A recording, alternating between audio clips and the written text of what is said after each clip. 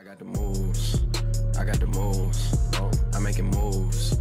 You gotta move. You gotta make the city move. Like, whoa. I make the city move. I got the move. Vince Carter is regarded as maybe a top 50 player of all time and possibly one of the best dunkers our league has ever seen. But then, how is he overrated?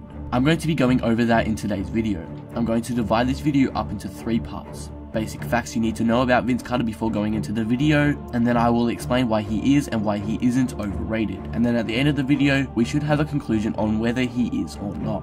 And a quick note before we start this discussion. Before you guys all go down and hit the dislike button before I even start, hear me out before you comment and dislike. Give me a break and listen to what I have to say. Also, overrated does not mean in any way, shape or form that someone is bad. It simply means that they are not as good as people make them out to be. But now, let's get right into this. The facts. Vince Carter was born at Daytona Beach, Florida in 1977. He was drafted 5th overall in the 1998 NBA draft by the Golden State Warriors, but was immediately traded to the Toronto Raptors. There, he would spend most of his career, but as you know, recently he has been going team to team getting barely any minutes. This season he has been averaging a very low 3 points per game. But if you look at his prime, he was averaging 23.9 points with 5.4 rebounds and 4.4 assists, shooting a decent 44.6% from the field. In his best season, Vince Carter was a 27 points per game scorer and a 46% shooter. Okay, now you know the basic info on Carter you'll need to know before getting into this video. So now with that said, let's learn why Carter may be overrated. In 1998, Vince Carter was drafted into the league and immediately sent to the Toronto Raptors. Here, his popularity would grow and he would really put Toronto on the map, as the franchise was a new expansion team in the NBA. He was a pretty popular player at this point, but when the 2000 NBA dunk contest came around, everything changed. Vince Carter outstanded everyone with his crazy dunks, and Carter rose to fame and the Toronto team became incredibly popular. This popularity, however, would actually outshine the talent he brought to the game. Though Carter was a great scorer, he could never really lead the team, even with help from Tracy McGrady. In his rookie season, or the 1998-99 season, Carter averaged 18.3 points, 5.7 rebounds and 3 assists, shooting 45% from the field, and he won the Rookie of the Year. In a lockout season, the Raptors won 23 and lost 27 games and finished as the 10th seed in the East. I get it though, Carter was a rookie, so I don't really expect him to carry a team to the playoffs. In his second season, however, he did, getting the Raptors the 6th seed with 45 wins. Unfortunately for the Raptors and Carter, they still weren't good enough, so they lost in the first round. In this season, Carter was a 25 points per game scorer and was nearing his prime, if he wasn't in it already.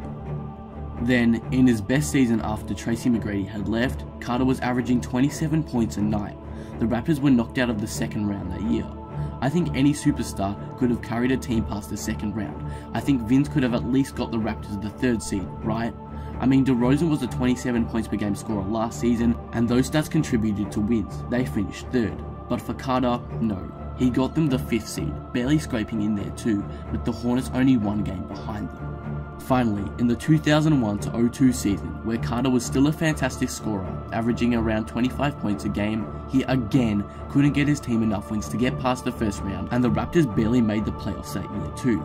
So as you can see so far, Carter can't lead his team beyond the second round by himself. Even though he is a phenomenal scorer, he just can't get his team wins. After the 2002 season though, things got worse. In a 4-year stretch from the 2002-03 season to the 2005-06 season, Vince Carter couldn't get his team into the playoffs. Whether he was in Toronto or whether he was in New Jersey, he couldn't get his team the W's they needed. He still continued to put up fantastic scoring numbers, but they never translated into wins. That's the biggest issue I have with Carter, and this definitely helps the chance of him being overrated. Carter put up some big numbers, but his career never reached his potential mainly because of his attitude. Carter never had what it would take to match his peers like Kobe. Carter would routinely disappear for stretches during games, just coasting on his athleticism. Carter definitely had the potential to be greater than what he was, but again, his attitude cost him in the end. His relaxed mentality overall cost him becoming a better player, and that's why I see him as an overrated player.